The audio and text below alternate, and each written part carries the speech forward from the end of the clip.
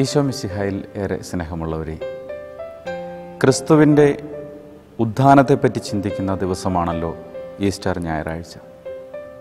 മനുഷ്യപുത്രൻ ദൈവപുത്രനായി മാറിയ, മരണമെന്ന് പറയുന്ന ലോകത്തിൻ്റെ അവസാനത്തെ നിയമത്തെയും വിജയിച്ച ക്രിസ്തുവിനെ പറ്റി ചിന്തിക്കുന്ന ദിവസം. ഇന്നത്തെ ദിവസം യഹൂദന്മാരുടെ മരണത്തെയും അതിൻ്റെ ആചാരങ്ങളെ പറ്റിയും കൂടി കുറച്ചുകൂടി ചിന്തിക്കേണ്ടതുണ്ട്. കാരണം യോഹന്നാൻ്റെ സുവിശേഷം 20-ാം അധ്യായം ക്രിസ്തുവിൻ്റെ ഉത്ഥാനത്തെക്കുറിച്ച് പ്രതിപാദിക്കുന്നിടത്ത് യേശുവിനെ കല്ലറയിൽ സംസ്കരിക്കുന്നതും അതിനുശേഷം അവനെ അവിടെ കണ്ടെത്താതെ പോകുന്നതിനെ പറ്റിയും പറയുന്നുണ്ട്. മഗ്ദലന മറിയം കല്ലറയിലേക്ക് ചെന്ന് അവനെ കണ്ടെത്താൻ സാധിക്കാതെ പോകുന്നതിൻ്റെ കാരണം അത് വലിയ വിലാപത്തിൻ്റെ ദിവസങ്ങളായിരുന്നു. യഹൂദന്മാർ 3 തരത്തിലുള്ള വിലാപ ആചാരമാണ് നടത്തിക്കൊണ്ടിരുന്നത്.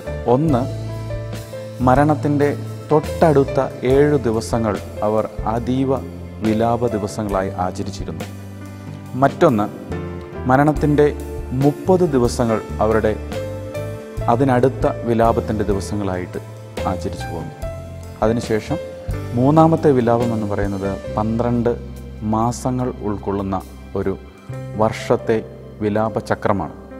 അവരുടെ വേണ്ടപ്പെട്ടവർ ആരായാലും മരിക്കുമ്പോൾ അവരുടെ കല്ലറയിൽ പോയി വിലപിക്കുകയും പ്രാർത്ഥിക്കുകയും ചെയ്യുന്നതിൻ്റെ ആ പാരമ്പര്യത്തിൻ്റെ അടിസ്ഥാനത്തിലാണ് അവരുടെ ഏറ്റവും അടുത്ത സുഹൃത്തും ബന്ധുവുമൊക്കെയായ ശിഷ്യന്മാരും ഈ മഗ്ദലന മറിയവും കല്ലറയിലേക്ക് പോകുന്നതും പ്രാർത്ഥിക്കുന്നതും അവിടെ ക്രിസ്തുവിനെ കണ്ടെത്താൻ സാധിക്കാതെ പോകുന്നതും.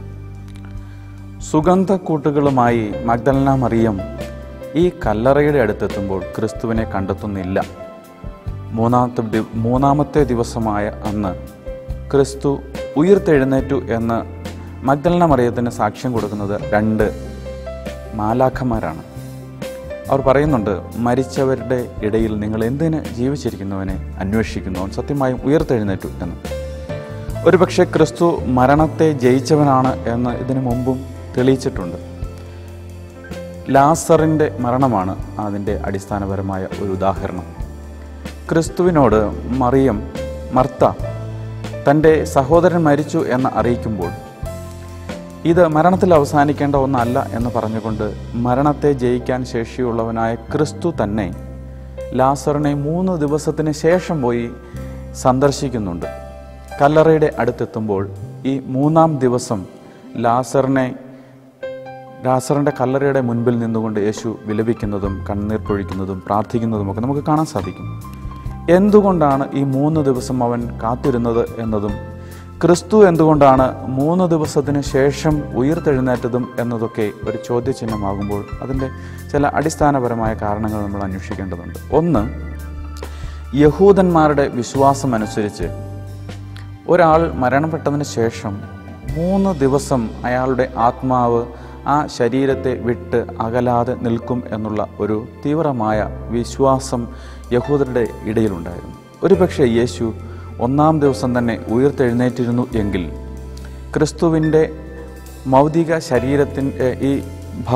ശരീരത്തിൻ്റെ ഉയിർപ്പിനെ യഹൂദന്മാർ നിഷേധിക്കും എന്നുള്ളതുകൊണ്ടും അവൻ ലോകത്തിൻ്റെ എല്ലാ നിയമങ്ങൾക്കും കീഴ്പ്പെട്ടുകൊണ്ട് തന്നെയാണ് മരണത്തിന് വിധേയനായത് എന്നും ഉദ്ധിതനായത് എന്നുള്ള ഒരു വ്യാഖ്യാനത്തിന് അപവാദമാകുമെന്നുള്ളത് കൊണ്ടും ഒരുപക്ഷെ ക്രിസ്തു 3-ാം ദിവസം ഉയിർത്തെഴുന്നേറ്റു എന്നത് യഹൂദ ആചാരപ്രകാരം മരണത്തെ ജയിച്ച് ഉയിർത്തെഴുന്നേറ്റു എന്നതിൻ്റെ കാരണമായി നമുക്ക് കാണാം. രണ്ടാമത്, ക്രിസ്തു 3 ദിവസത്തിന് ശേഷം ഉയിർത്തെഴുന്നേൽക്കുന്നതിൻ്റെ കാരണം ക്രിസ്തുവിൻ്റെ തന്നെ വാക്കുകൾ അന്വർത്ഥമാകുന്നതിന് വേണ്ടിയായിരുന്നു. അവൻ തൻ്റെ ശിഷ്യന്മാർക്ക് 3 പ്രാവശ്യത്തിൽ കൂടുതൽ തൻ്റെ ഉയിർപ്പിനെ പറ്റി ഉദ്ബോധിപ്പിക്കുന്നുണ്ട്.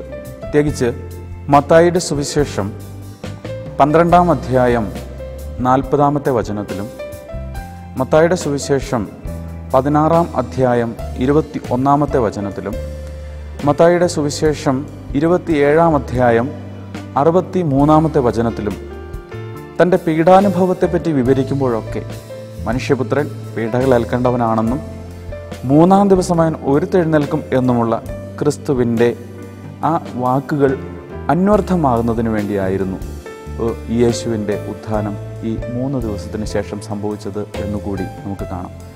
മറ്റൊന്ന്, യേശുവിൻ്റെ മരണം സംഭവിക്കുന്നത് നീസാൻ മാസം 14-ാം തീയതി വെള്ളിയാഴ്ചയാണ്. അതായത് ആഴ്ചയുടെ അവസാന ദിവസങ്ങൾ. ക്രിസ്തു ഉദ്ധിതനാകുന്നത് ആഴ്ചയുടെ 1-ാം ദിവസവുമാണ്. ഈ വെള്ളിയാഴ്ച എന്ന് പറയുന്നത് പാസോവർ അല്ലെങ്കിൽ പെസഹായുടെ കറയറ്റ കുഞ്ഞാടിൻ്റെ ബലി കൊടുക്കപ്പെടുന്ന ദിവസം തന്നെയായിരുന്നു എന്നതാണ് പഴയ നിയമത്തിൻ്റെ പ്രതീകാത്മകമായ കുഞ്ഞാടിൻ്റെ മരണവും പുതിയ നിയമത്തിൻ്റെ യഥാർത്ഥ കുഞ്ഞാടായ ക്രിസ്തുവിൻ്റെ ബലിയും ഒരേ ദിവസം തന്നെ സംഭവിക്കുന്നു. അതേപോലെ തന്നെ ആഴ്ചയുടെ ആദ്യ ദിവസമായ ഞായറാഴ്ച ക്രിസ്തു ഉയിർത്തെഴുന്നേൽക്കുന്നത് ഒരു പുതിയ ഉത്ഥാന അനുഭവം നമുക്കെല്ലാവർക്കും നൽകിക്കൊണ്ട് ഒരു പുതിയ കാലഘട്ടത്തിലേക്ക് നമ്മളെ, ഉത്ഥാനത്തിൻ്റെ ഒരു അനുഭവത്തിലേക്ക് നമ്മെ ക്ഷണിക്കുന്നതിൻ്റെ ഭാഗമായിട്ട് കൂടിയാണ്. ഈ ക്രിസ്തുവിൻ്റെ ഉത്ഥാനം ക്രിസ്ത്യാനികളായ നമ്മെ ഓരോരുത്തരെയും പഠിപ്പിക്കുന്നത് തൻ്റെ ശിഷ്യന്മാരുടെ കല്ലറയിലേക്കുള്ള പ്രയാണത്തിൽ തുടങ്ങേണ്ടതാണ്. ഒരുപക്ഷെ പത്രോസിൻ്റെ ഒപ്പം ഓടുന്ന ശിഷ്യൻ്റെ പേര് ഇവിടെ പറയപ്പെടുന്നില്ല. തൻ്റെ പ്രിയപ്പെട്ട ശിഷ്യൻ എന്ന് പറയുമ്പോൾ 2 തരത്തിലുള്ള വ്യാഖ്യാനമുണ്ട്. ഒന്ന്, യോഹന്നാൻ്റെ സുവിശേഷം തൻ്റെ പ്രിയപ്പെട്ട ശിഷ്യൻ എന്ന് പറയുന്നതൊക്കെ യോഹന്നാനെ കുറിച്ചായിരുന്നെങ്കിൽ, നമ്മെ സംബന്ധിച്ചിടത്തോളം ക്രിസ്തു മരിച്ചു എന്ന് കരുതുന്ന നിമിഷം മുതൽ നാം ഓടേണ്ട കല്ലറയിലേക്ക് നമ്മോടൊപ്പം ഓടുന്ന പത്രോസിൻ്റെ കൂടെ നാമും ഉണ്ട്. പേരറിയാത്ത ആ ശിഷ്യൻ ഞാനായിരിക്കണം എന്നുള്ളതാണ്. അങ്ങനെയെങ്കിൽ പ്രിയപ്പെട്ടവരെ, മരണപ്പെട്ടു എന്ന് കരുതി പലതിനെയും നമ്മൾ ഒഴിവാക്കുകയും നമ്മുടെ ജീവിതത്തിൽ നിന്ന് ക്രിസ്തു നഷ്ടപ്പെട്ടു എന്ന് തോന്നുകയും ചെയ്യുന്ന സമയത്ത് ആ മരിച്ചവൻ്റെ കല്ലറയിലേക്ക് ഓടുമ്പോൾ നാം കണ്ടെത്തേണ്ടത് ഉദ്ധിതനായ ക്രിസ്തുവിൻ്റെ ശൂന്യമായ കല്ലറയാണെങ്കിൽ അവിടെയാണ് ക്രിസ്തുവിൻ്റെ ശിഷ്യത്വം നമ്മുടെ ജീവിതത്തിൽ അന്വർത്ഥമാകുന്നത്. അതിനാൽ പ്രിയപ്പെട്ടവരെ, പത്രോസിനോടൊപ്പം നമുക്കും കല്ലറയിലേക്ക് ഓടാം. ഒഴിഞ്ഞ കല്ലറയിൽ ക്രിസ്തുവിൻ്റെ ചുരുട്ടിവെച്ച കച്ച കണ്ടെത്തുമ്പോൾ ഉദ്ധിതനായി എന്ന് നമുക്ക് വിശ്വസിക്കാൻ സാധിക്കാം. യുക്തിയുടെയോ വിചാരത്തിൻ്റെയോ അറിവിൻ്റെയോ ബോധത്തിൻ്റെയോ തലത്തിൽ നിന്നും കുറച്ചുകൂടി ഉയർന്നുകൊണ്ട് വിശ്വാസത്തിൻ്റെ തലത്തിലേക്ക് മാറുമ്പോൾ നമുക്കും ഈ ശൂന്യമായ കല്ലറയിൽ ഉദ്ധിതനായ ക്രിസ്തുവിനെ അനുഭവിക്കാൻ സാധിക്കും. വീണ്ടും എമ്മാവൂസിലേക്കും നമ്മോടൊപ്പം അവൻ വരും. നമ്മുടെ ജീവിതത്തിൻ്റെ വഴികളെ മാറ്റിമറിക്കും എന്നുള്ളതിൽ സംശയം വേണ്ട. ക്രിസ്തുവിൻ്റെ പീഡാനുഭവത്തെപ്പറ്റിയും അവൻ്റെ മരണത്തെപ്പറ്റിയും എല്ലാം നമ്മൾ ധ്യാനിക്കുമ്പോൾ ക്രിസ്തുവിൻ്റെ ഉത്ഥാനമാണ് നമ്മുടെ വിശ്വാസത്തിനെല്ലാം ഉപോദ്ബലകമായി നിൽക്കുന്നത് എന്ന ആ അടിയുറച്ച വിശ്വാസത്തിൽ നിന്നുകൊണ്ട് നമുക്കും ഉദ്ധിതനായ ക്രിസ്തുവിനെ കാണുവാനായി ആത്മാർത്ഥമായിട്ട് പ്രാർത്ഥിക്കാം. ഈ ക്രിസ്തുവിൻ്റെ ഉത്ഥാനം നമ്മുടെ ജീവിതത്തെ സംബന്ധിച്ചിടത്തോളം പ്രധാനമാകുന്നത്, പ്രിയപ്പെട്ടവരെ, മരിച്ചു എന്ന് കരുതി എഴുതിത്തള്ളുന്ന പലതിൻ്റെയും മുൻപിൽ ഉത്ഥാനത്തിൻ്റെ അനുഭവങ്ങൾ നമ്മുടെ ജീവിതത്തിൽ സാധിക്കുമ്പോഴാണ്. അല്ലെങ്കിൽ ക്രിസ്തുവിൻ്റെ ഉത്ഥാനം എൻ്റെ ബൈബിളിൻ്റെ ഏടുകളിൽ ഒതുങ്ങിപ്പോകുന്ന ഒരു യാഥാർത്ഥ്യവും, എൻ്റെ ജീവിതത്തെ സംബന്ധിച്ചിടത്തോളം ക്രിസ്തുവിൻ്റെ ഉത്ഥാനം എന്ന് പറയുന്നത് അനുഭവവേദ്യമല്ലാതെ ആയി പോവുകയും ചെയ്യാം.